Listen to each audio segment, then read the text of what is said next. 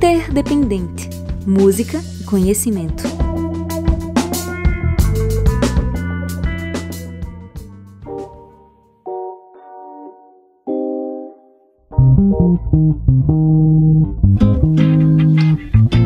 Pode me chamar que eu vou.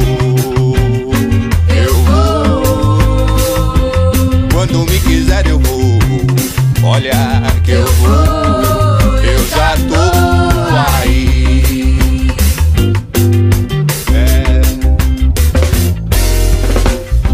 Sem muita coisa pra levar, sem quase nada pra fazer, sem muita coisa pra dizer.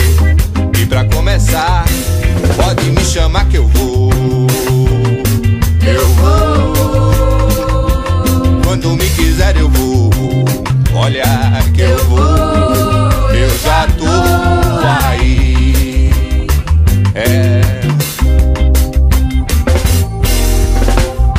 Você vai cair na festa.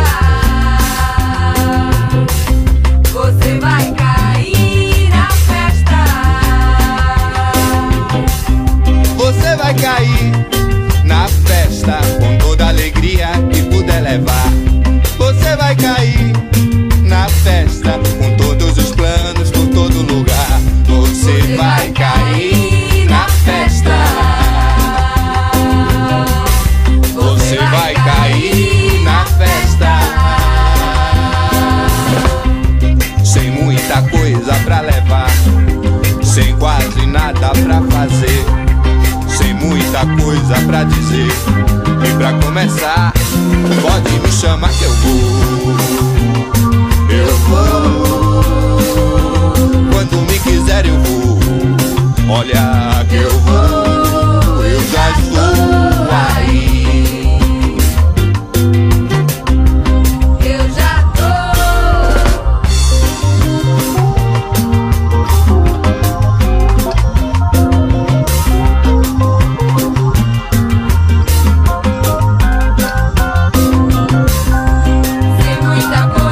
Sem muita coisa pra levar, sem quase nada pra fazer, Sem muita coisa pra dizer. Pra começar, Pode me chamar que eu vou.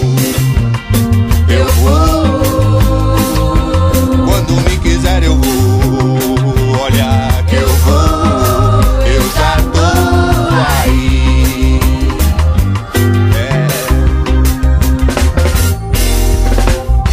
você vai cair na festa. Você vai cair na festa.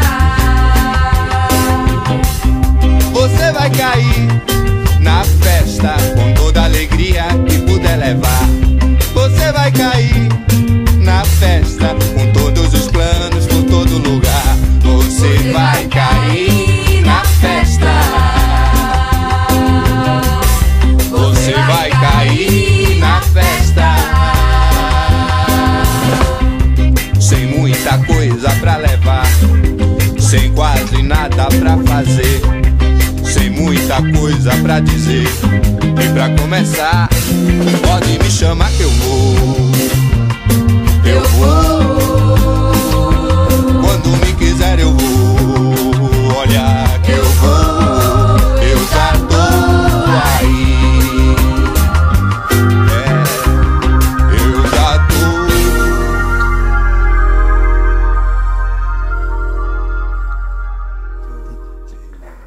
Olá povo, olá pessoas, sou a Delona e abrimos esta edição do Interdependente Música e Conhecimento com Pode Me Chamar, da banda Ed.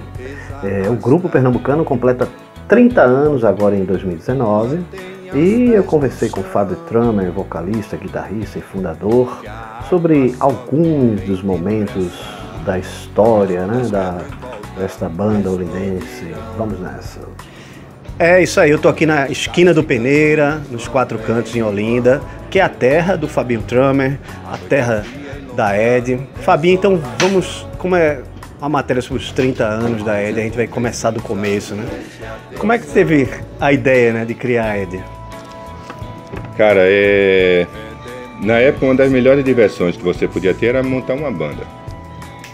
E no colégio eu não era um aluno muito atencioso e tal às aulas, mas a escola me deu isso, né? A possibilidade de encontrar ali pessoas que pensam como você.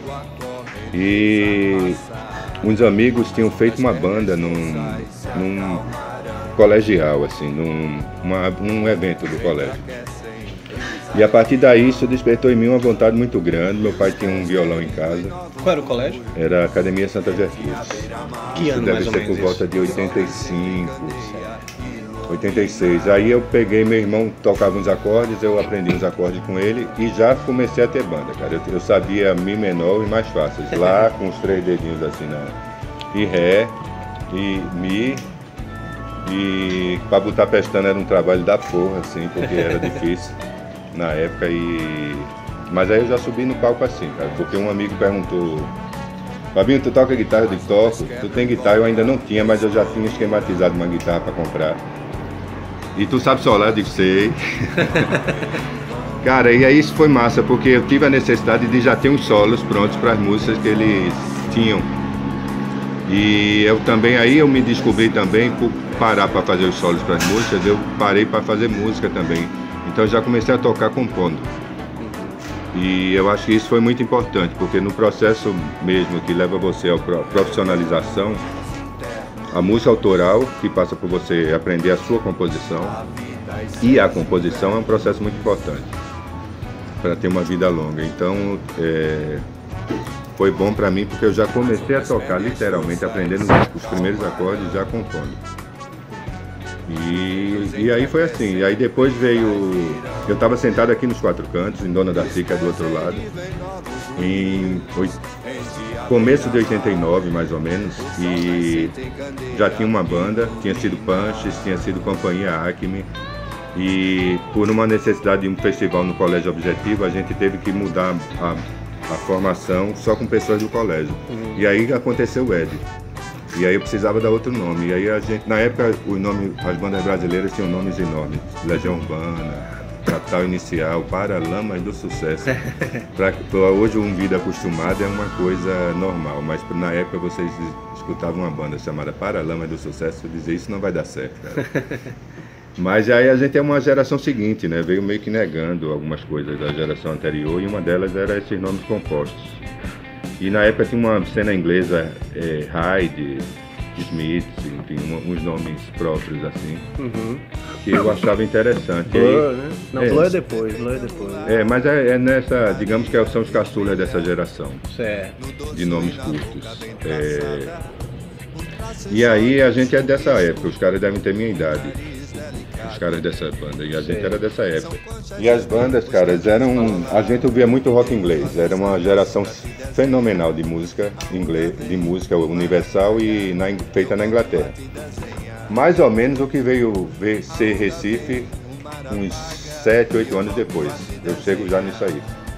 A gente ouvia muita música inglesa, The Smiths, The Cure, essas bandas Hyde, etc. Happy Monday estava chegando, Bauhaus, Joy Division. A gente vinha, o bom da música, assim, era uma cena muito forte a inglesa, e a gente ouvia muito. Então o Ed veio meio inspirado nisso. Tinha um surfista também, Ed Aikau, que é um cara que é uma lenda do surf, um havaiano e tal, e tem também essa homenagem ao surf. Não era uma escolha, eram vários motivos que levaram a ser o nome Ed. Assim. Mas foi sentado aqui nos Quatro Cantos, porque quando eu pensei Ed, eu vi uma pessoa com uma camisa passando escrita Ed, do jeito que eu tinha pensado. E aí eu digo, caralho, isso deve ser algum sinal do portal dos Quatro Cantos, é melhor eu obedecer, né? E a gente, os shows anteriores da Punches, Companhia Acme, a gente fazia também nos Quatro Cantos, na calçada aí. Tinha Bugão, que tinha uma veraneio que tinha umas caixas em cima, umas cornetas, lembra disso? Bugão, pai de Buguinha? Ele parava aqui, a gente ligava os instrumentos nessas cornetas do coisa, montava a bateria e tocava aqui na calçada, cara. E quer dizer que o Ed não tem a ver com o mascote do Iron Maiden, né? Muita gente pensa isso. Tem um monte de Ed, menos o do Iron Maiden. Cara, Iron Maiden na época, hoje, depois de um tempo, hoje não, já faz um tempo, eu afrouxei essas nossas esses nossos preconceitos, né? Porque quando você tocava, você era punk, você não podia ser heavy metal, que não podia ser reggae, que não podia ser axé. E, de certa forma, a minha geração, o Mangue Beat, nesse momento que a gente estava passando, de que não se podia, jogou para cima e pôde tudo, você podia fazer tudo. E aí eu me identifiquei muito, porque a gente é olindense, né? Ouve tudo, brinca com tudo. Eu brincava em blocos de carnaval fora de época, de chiclete com banana, e achava genial quando eles emendavam uma marcha que tinha umas músicas de nordestinas assim, inclusive não era um popurrí, inclusive de Luiz Gonzaga, as guitarras baianas dos trios elétricos. Isso aí eu acho que o frevo do Ed é mais esses caras do que necessariamente o frevo daqui, das duas de Olinda e tal. É um frevo de banda, de orquestração de banda, baixo, guitarra, bateria, e eram as guitarras baianas, aqueles solos. Se você prestar atenção na música do Ed, vez ou outra, por exemplo, um protofrevo da gente, Vida Boa,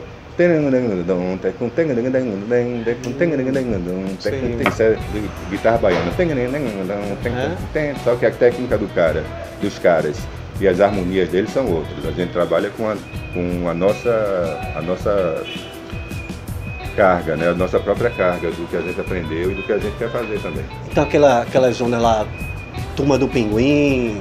Turma do Pinguim eu vi muito, cara, porque era em Olinda, eu com 10 anos, 11 anos de idade, eu ia só com meus amigos para Beira-Mar de Olinda para curtir trio elétrico. E aí eu lembro bem a gente do lado do trio sentindo o grave, sabe? E essas foram minhas primeiras experiências. Quando o cara começava a tocar vassourinha na guitarra elétrica, era o ápice para mim, era como ir para um show do Queen e ele cantar o maior Rhapsody, Bohemian Rhapsody. Sim. E aí eu parava, cara, e vi aquela técnica, eu já nem pensava em tocar, mas aquilo ali me atraía muito.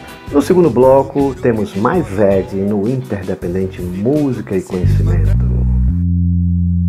Você está ouvindo o Interdependente Música e Conhecimento. Este programa tem o apoio cultural da loja Passa Disco.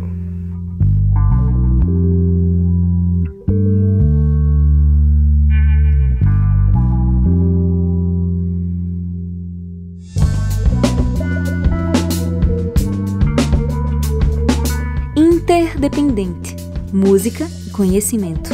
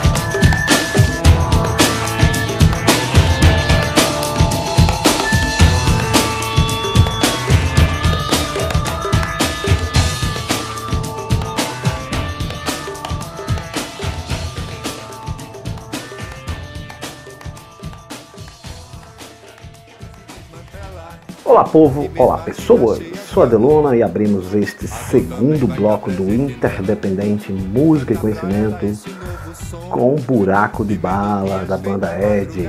E a gente continua aqui essa conversa com Fábio Tramer, vocalista e guitarrista, a respeito da história da banda que agora em 2019 completa 30 anos. Agora, no início mesmo assim, se eu não me engano, o Ed fazia cover, né, do Ramones, né? Cara, a gente fazia cover porque curtia, lógico, você não começa a tocar, tem um repertório próprio, demora para você ter um repertório, compor e tal. Mas eram duas coisas, uma que a gente adorava essas bandas, Ramones, Pixies, chegou a tentar tocar Sonic Youth, mas fazíamos nossas versões. Na verdade, a gente aprendeu a arranjar música com baixo, guitarra, bateria, teclado, fazendo as nossas versões dessas músicas no início. Mas a gente também usava isso como uma estratégia, porque a gente tinha música própria, e se tu fizesse um show só com música própria, ninguém ia. A gente usava dos covers para botar nossas músicas próprias entre eles, pensado racionalmente, para poder apresentar eles ao público. E uma estratégia que deu muito certo, porque com o passar dos anos foi aumentando as nossas músicas próprias e diminuindo os covers. E até que chegou no ponto que é só música própria, foi o que a gente gravou. E nessa época, qual era a formação?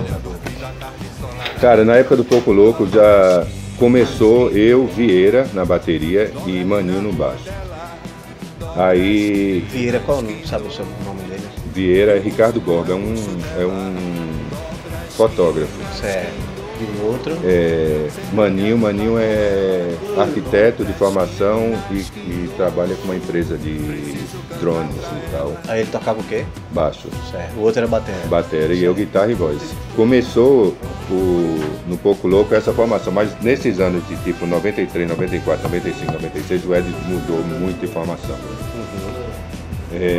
Então, na continuidade, um ano depois já estava tipo Animal na bateria. Rogério, a gente chamou para cantar, chegou a fazer um show cantando só no Pouco Louco. Roger Man. Mas aí ele foi pro baixo porque Maninho também já não estava tão interessado em tocar e Rogério estava a fim de chegar. E era uma época que a gente tinha que escolher entre a faculdade e a vida de música. E alguns seguiram a vida acadêmica e a gente seguiu a vida de música. Aí Rogério foi pro baixo e tal. Depois saiu Animal pelos mesmos motivos, aí chegou Bernardo na bateria. A gente chamou Fred Eremita para percussão.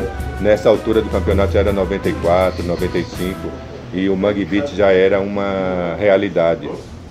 Para quem gostava de música e acompanhava, o movimento Mangue Beat já era uma realidade, não necessariamente para o público, grande público, mas para a crítica e para o meio. Era uma realidade e essa época aqui a gente estava vivendo uma das melhores épocas da minha vida em relação à rua. Porque eram muitas bandas bacanas, muitos pensamentos bacanas, construtivos na rua, cinema, coisas que a gente nunca só via basicamente os americanos fazendo e de repente os nossos amigos estavam fazendo ali do lado com excelentes filmes e tal. E foi, na verdade, esse processo de mudança foi uma adequação a quem se tornou músico profissional e quem seguiu uma outra vida. Chegamos aí, conseguimos o primeiro contrato. É uma coisa que eu não queria ter, já queria ter gravado antes. Eu hoje, se voltasse no tempo, o que é que você faria com o Ed se voltasse no tempo? Teria gravado um álbum já ali em 94. Dava para fazer isso, mas a gente foi enganado pelo sistema do mercado musical. Esperar uma gravadora. Se tivesse a experiência que adquiriu com isso, até com esse, principalmente com esse episódio de esperar uma gravadora e tal, a gente teria uma obra maior, a gente teria mais representatividade das mudanças que a gente teve como música nesses anos todos. Porque se mapeia o Ed de 98 com o Sonic Mambo pra cá. Quem escuta o Sonic Mambo e curtia o Ed na época vê que era bem diferente do que a gente tocava no palco e o que o álbum veio. Ele ficou bem mais rock and roll, assim, né? Ele ficou bem menos barulhento e mais adestrado rock and roll, assim, a fórmula botou dentro da receita mais rock and roll. E a gente somos mais orgânicos. Mas foi massa, porque foi uma experiência também, organizou muita coisa. Era um produtor americano, a gente gravou nos Estados Unidos, em Massachusetts, com essa gravadora que acabou assinando, que era Roadrunner, que na época era a gravadora de Sepultura. E foi uma experiência fantástica. Mas o público desenha o Ed a partir de 98. Se você escuta o Ed de 98 para trás, é uma outra banda. É um outro rock. E foi todo mundo para os Estados Unidos gravar? Foi todo mundo, a banda, eu, Karina Bull, Fred Eremita, Bernardo e Rogério. Karina Bull era percussão. Percussão em voz. Eremita também fazia percussão em voz, Rogério percussão em baixo e voz, Berna bateria e guitarra. Pô, mas é interessante, né? É uma época diferente, né? Que uma gravadora ainda bancava. Então, era bem a mudança. Sim. A gente foi a última banda assim, vinha empurrando as coisas, empurrando. Quando chegou no precipício, estava a gente. Foi a última.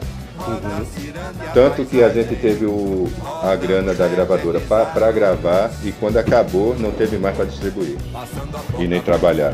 Aí a gente fez um disco por uma gravadora gravado nos Estados Unidos, onde o trabalho da gravadora acabou depois de gravar. É ridículo isso. E a gente, porra, essa época foi pau, porque a gente se organizou aqui, fez muito show, juntou dinheiro, alugou uma casa em São Paulo, se programou para todo mundo estar em São Paulo na época do lançamento, para a gente poder trabalhar o álbum. O álbum passou um ano por conta disso, atrasando, e a gente já tinha se programado, já estava lá. Isso criou muita frustração na banda. Foi quando Roger e Berna meio que mudaram de direção dentro da música. Sim. Berna foi trabalhar em casa, com gravação, era o baterista na época. Aí o Ed nessa época já era os três, porque essa coisa toda de gravadora. Karina saiu e foi do Mato Florzinha. Eu digo que o Ed se multiplicou. Rogério saiu e fez o Bom Sucesso. E aí nessa época, então, Berna saiu, foi trabalhar com produção. Roger também estava começando o trabalho dele. Aí eu falei, Roger, vamos fazer essa transição, porque tu fica mais um tempo, a gente faz essa transição, tu vai preparando o teu trabalho paralelamente. E quando tu estiver pronto e eu também, a gente segue. Aí foi quando deu tempo, isso foi muito legal. Porque na época eu lembro assim, banda briga por qualquer coisa, porque é convivência extrema há muito tempo. Mas levar a sério uma briga que é uma convivência extrema e saber que era só uma briga de convivência e levar a amizade a sério, isso é uma coisa que o Ed conseguiu assim. Nessa transposição, a gente era muito novo e eu lembro bem a gente conversando, sentando para conversar, ouvindo do outro pra caralho, depois o outro ouvindo da gente pra caralho e a gente sentava para conversar, não, vamos fazer uma transição. Eu fui muito incentivador do trabalho dele, o primeiro trabalho que eu acho muito do caralho, ele botava umas bases eletrônicas. O samba chegou, sim, o samba chegou na isso viva a fé.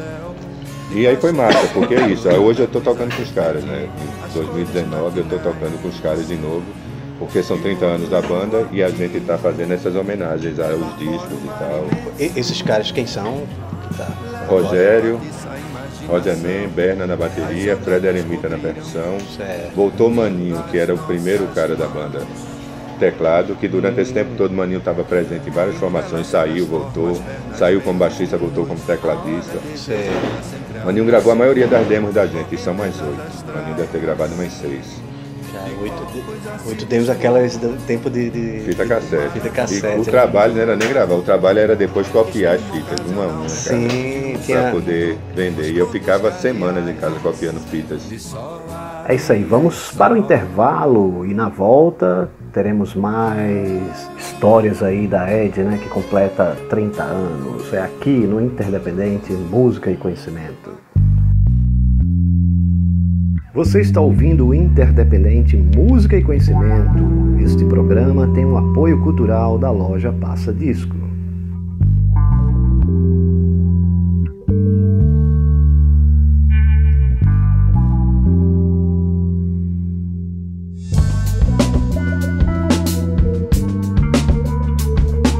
Interdependente. Música e conhecimento.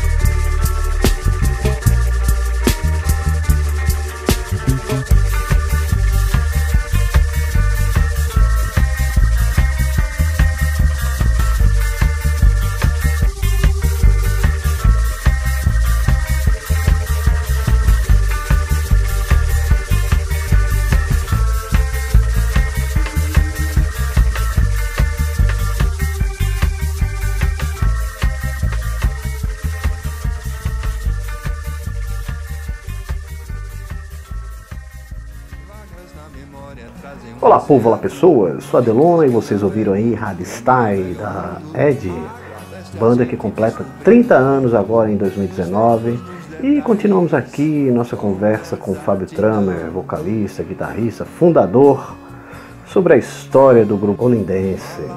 Agora, antes da gente entrar na fase do segundo disco, queria falar um pouco do Pouco Louco, né, que foi um marco aqui, né, na cidade. Eu lembro bem de um episódio que era de um Abril pro Rock.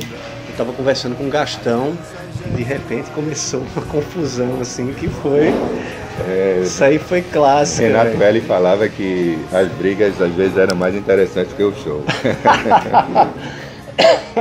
Cara, então, era juventude, né, cara? Menino crescendo. E aquela época em Recife tinha um fenômeno acontecendo. Era encontro de regiões. Antes disso, o povo do centro do Recife, o povo de Boa Viagem, o povo de Olinda, não se cruzava em festas não, porque era briga. Era uma cultura burra que a gente tinha aqui, e aí quando se encontrava grupos diferentes, brigavam.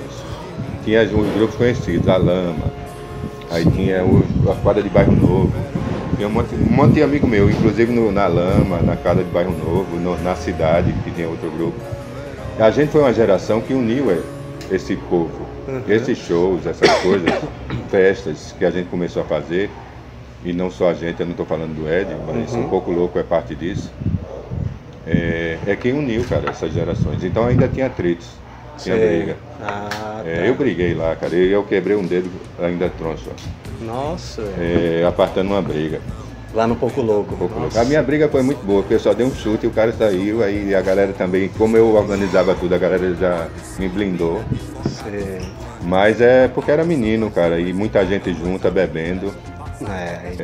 Muita gente junta mesmo, que era junto que não tinha espaço mais pra nada, cara. E bebendo e tal, aí ocorria.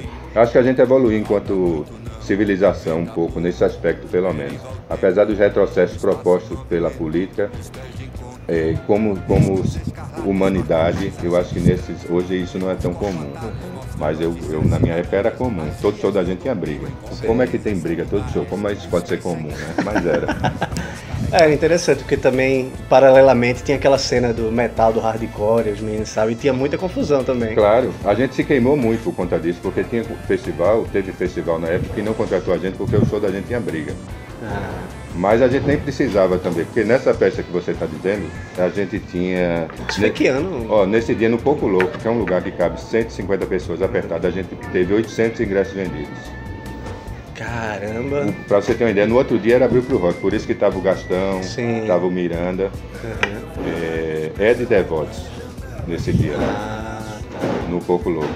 E a gente não foi chamado pro Abril pro Rock. No outro dia teve Abril pro Rock, tinha 300 pagantes. O primeiro Abril pro Rock. Era porque aí essa já era, a gente já tinha consolidado aí. Aí eu acho que foi quando não existia isso. Consolidou uma cultura de show em clube. O Ed é quem fez isso. A gente criou um clube e consolidou uma cultura de fazer show num clube, lotado. Tanto que começou com 50 pessoas e depois a gente teve que partir para lugar maior porque dava 800 pessoas no show na época, que era uma coisa que não é como hoje, que tem internet nem nada, que é nem celular. Agora, entrando na original Style. Quando o Berna e Roger saíram, eu chamei Kiki Rock. Porque a gente já, nesse tempo de Ed todo, eles eram paralelos, eram bandas amigas já da gente. Eram bandas amigas as nossas, então foi natural o processo. Eles vieram de uma banda de hardcore, a gente começou como punk rock.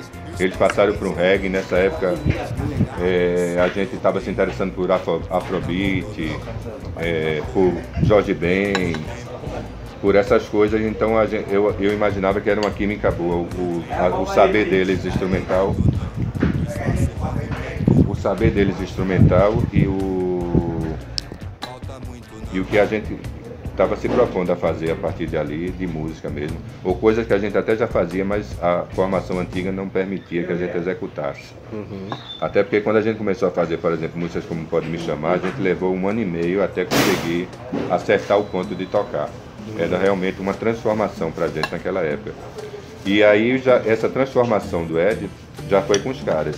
Logo depois entrou o Ureia, porque a gente estava atrás de um percussionista, o Ureia tocava com o Erasto, a gente foi ver um show de Erasto. E aí olhou assim, rapaz, esse cara é gente boa, vamos chamar ele. Aí Rob Kiko fez, marca não, doido. Tem maloqueiro da porra, aí foi. E aí pronto, aí começou. Então essa transformação toda do Ed, que o Ed se tornou, que o Ed gravou o original Linda Style. E de certa forma aí sim a gente conseguiu uma atenção maior de mídia, de programadores de festivais e etc e tal. Foi com essa galera. E pô, e formatou um som, né, cara? É uma coisa muito difícil de fazer, vocês conseguiram fazer. Aí é parte a galera de antes é fundamental também nesse processo de formatação do som.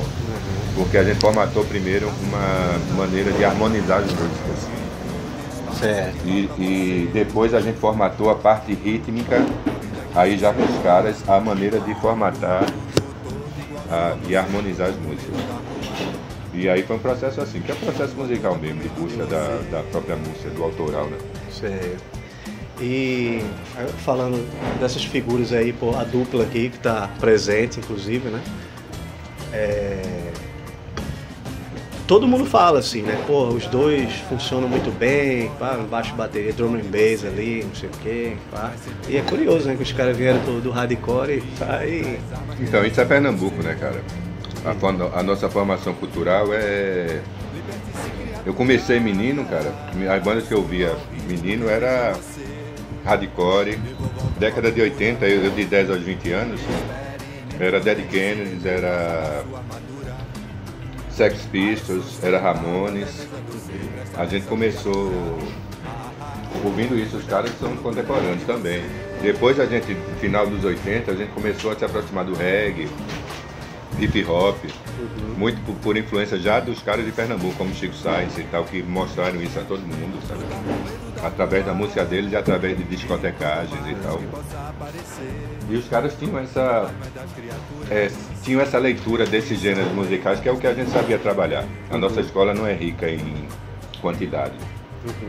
As primeiras escolas é o punk rock, aí vai passando ali uma tentativa de reggae, uma tentativa de encaixar uma bateria mais compassada como hip hop, mas a gente é música autoral, urbano, cara, música popular urbana, não somos musicistas, a gente toca a nossa música.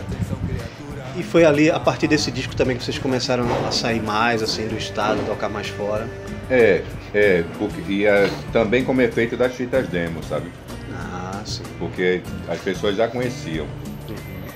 O original Linda Style foi importante, porque a gente tinha uma cama para ele se deitar. Até o Sonic Mom, tinha 8 fitas demos e um Sonic Mom. Então o Ed já tinha uma reputação. Quando o original Linda Style saiu, e essa mudança, e a gente conseguiu, de alguma maneira a gente conseguiu fazer essa transição e essa mudança de som bem, essa reputação que a gente tinha foi muito importante para alavancar o original Linda Style também.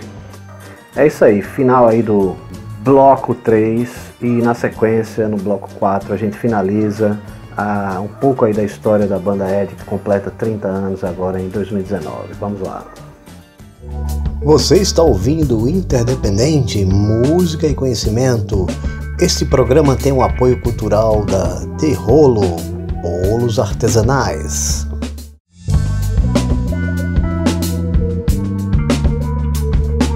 Interdependente. Música e conhecimento.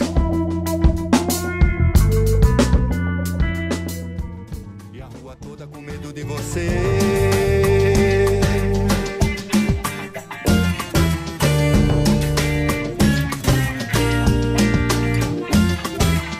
Nesse quarto e último bloco do Interdependente Música e Conhecimento, que aborda a história da banda holendense Ed, continuamos conversando com Fábio Tramer, vocalista e guitarrista.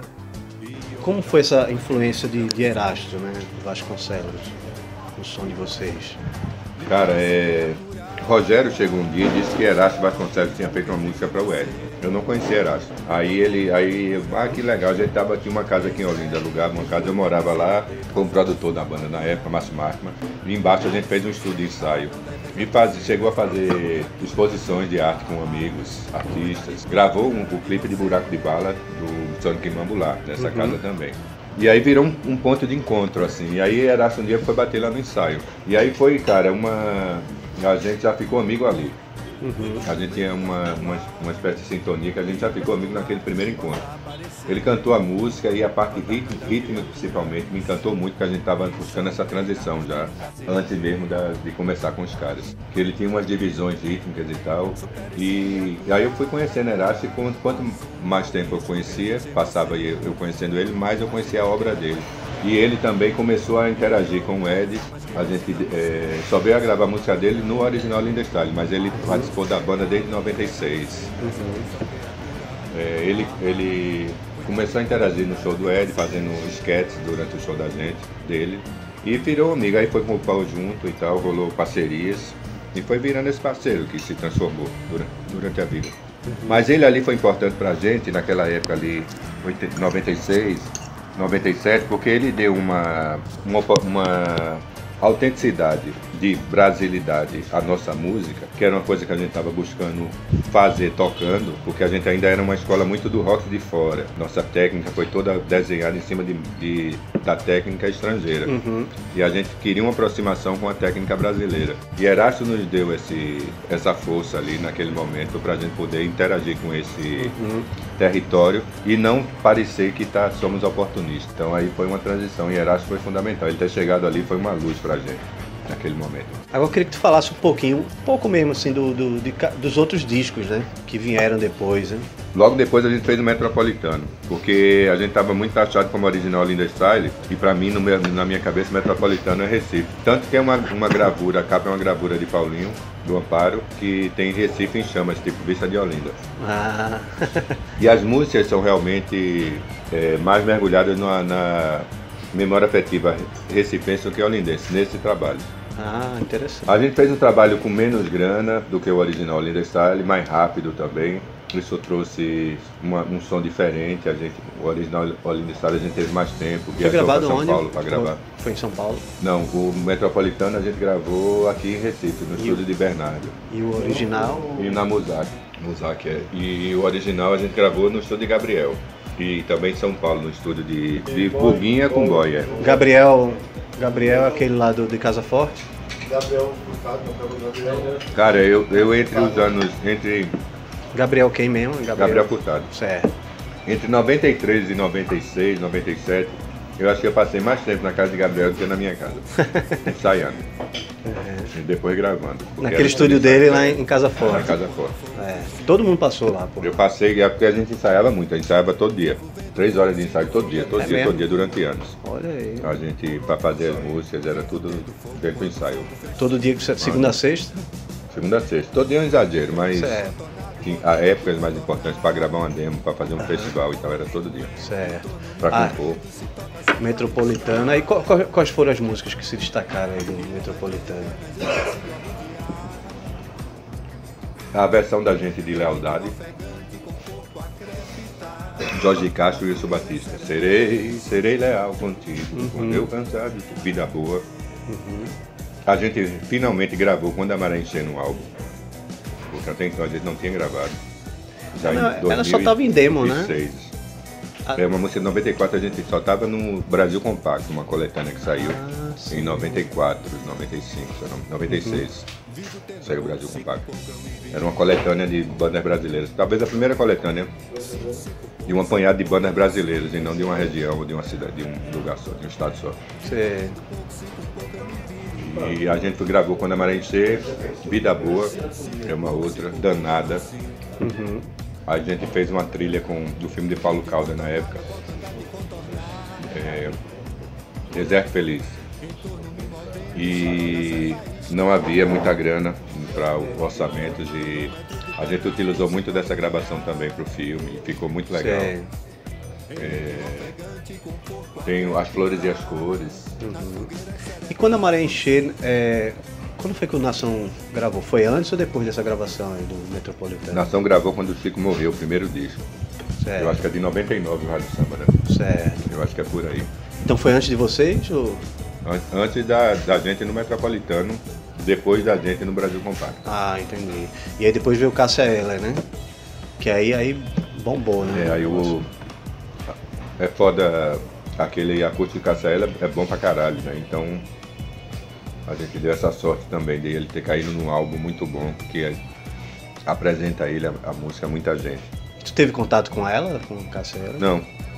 Uma vez ela teve um show aqui, me chamaram para ir antes do show no camarim. Eu falei, cara, antes do show a pessoa está se concentrando. Não consegue dar atenção. E que se você quiser atenção, é foda que você tira a pessoa da concentração. Um dia eu encontro com ela numa mesa de bar, por aí, e a gente conversa e tal. Mas aí não rolou. Ela morreu um tempo depois. Sei. Agora, foi bom também no sentido de direito autoral, né? Imagino também, né? Que a música tocou. Quando ela gravou e entrou a primeira... Não, na verdade ela tinha gravado, mas não tinha saído do álbum.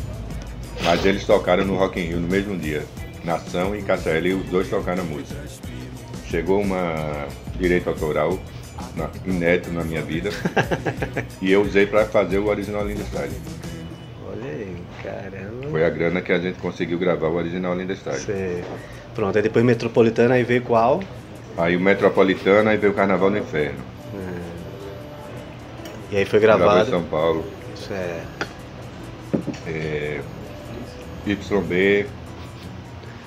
Foi um disco bem bom de fazer com Buguinha também. Buguinha morava em São Paulo. Foi co-produzido com Buguinha. E foi uma época bem boa da gente. A gente fazia temporadas em São Paulo. O público da gente crescendo por lá. E foi um disco super bem aceito também. Certo. Sobre uma dor, algumas marcas, parceria com Júnior Barreto, que era uma vontade antiga nossa. Me diga o que não foi legal, dei pra você o que ganhei de outras. E, de certa forma a gente conseguindo azeitar mais a nossa própria música. Essa nossa música brasileira, com as nossas escolas e tal. Regravou Gafieira na Avenida, que é de uma trilha sonora do filme de Cláudia Assis, Amarelo Manga. Eu acho sempre importante essa conexão com essa rede que você está ligado. E mostrar o que o outro anda fazendo. Eu penso assim, o Ed vem feito isso, gravou que é na real. Sempre grava assim, porque a gente gosta da música mesmo. Certo. A música dialogava com as ideias que a gente tinha para o Carnaval no Inferno. Bairro Novo, Casa Caiada. E até hoje, a nossa música mais tocada nessas plataformas digitais, que é o Baile Betinha, que é Erasmo Vasconcelos. Né?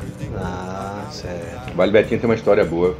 Gilcinho, da Orquestra Contemporânea de Olinda, daqui de Olinda, chegou, Fabinho, tu conhece uma música de Erasmo que é assim, assada? Eu digo, não, cara. Ele pede pra ele te mostrar. Eu achei que é a cara de vocês. Aí, Erasmo, como é que é a música assim, assada? Ele mostrou. Ele disse, caralho, vamos gravar. Massa. Pronto, é a música mais tocada da gente. Aí depois desse tem o mais recente, Aí tem o Veraneio. Ah, sim, Veraneio. Tem mais 3 ainda. Nossa. Tem um Veraneio que foi gravado com Bida em São Paulo também. Erasto participou. Erasto já gravou com a gente no original Linda Style. Gravou no Metropolitano e temos parceria danada, uma parceria com ele. Gravou no Carnaval no Inferno. Aí depois veio o Veraneio, a gente foi gravar lá em Bida e tal, lá em Recife, lá em São Paulo. São Paulo é uma pequena Recife. E ele foi também, e é um disco também muito legal. Ela Vai Dançar, a Veraneio, Tantas Coisas na Vida, Saldo da Glória, que é uma música de Kiki Robb. E veio, daí a gente fez um experimento. A gente queria gravar um álbum em menos tempo possível, com menos grana, para saber o que isso acarreta e ter essa experiência. E a gente fez o Morte e Vida, gravou aqui em Olinda, no estúdio próprio da nossa produtora, um estúdio pequeno. Rapidamente a gente gravou no mês de janeiro. Aí fazer as edições, mixar, quando foi março a gente já estava com ele pronto. E foi o Morte e Vida, que também a gente vinha repetindo essa fórmula, entre aspas, original Linda Style. E a gente tava com medo de cair e só ser reconhecido como original Linda Style. Então foi uma quebra nesse conceito também, para a gente dizer, não, mesmo sofrendo as consequências, não vamos criar esse monstro pra gente, porque as coisas se transformam e a gente também não faz só isso, pensa um milhão de outras coisas. Aí veio agora o último, que é o Mundo Engano, certo. Que a gente gravou ao contrário do anterior, que foi num mês, com pouca grana, a gente gravou em um ano, não gastou muita grana não, Pupilo produzindo e tal, mas gravou em um ano, foi um trabalho que é bem elaborado, em contrapartida ao menor, e aí pra gente ter essa ideia em produção de como são os dois trabalhos, pra gente poder continuar trabalhando até o resto da vida. É isso aí, parabéns a Ed pelos 30 anos e que tenham mais 30 anos de sucesso. E vamos terminar esta edição do Interdependente Música e Conhecimento com Eu Ia, da Ed, e acesse o www.interdependente.com. Até a próxima. Eu ia lá na casa de Maria. Eu ia lá na casa de Maria.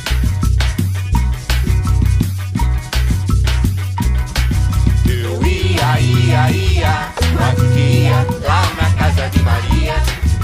Eu ia, mas ia lá na casa de Maria. Eu ia, mas ia lá na casa de Maria. Eu ia, mas ia lá na casa de Maria.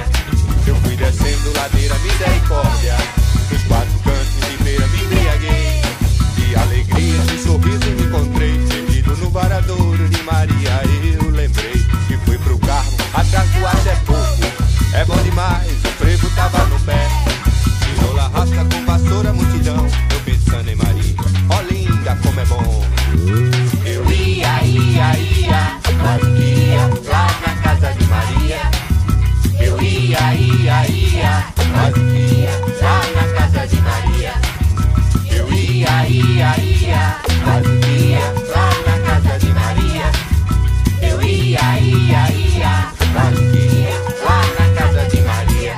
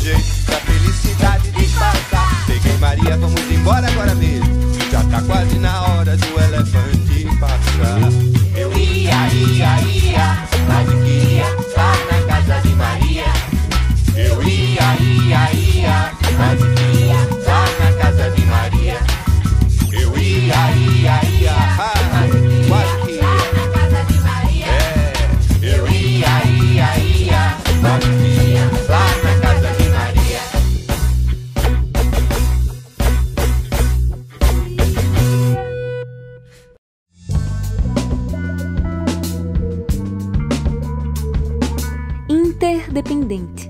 Música e conhecimento.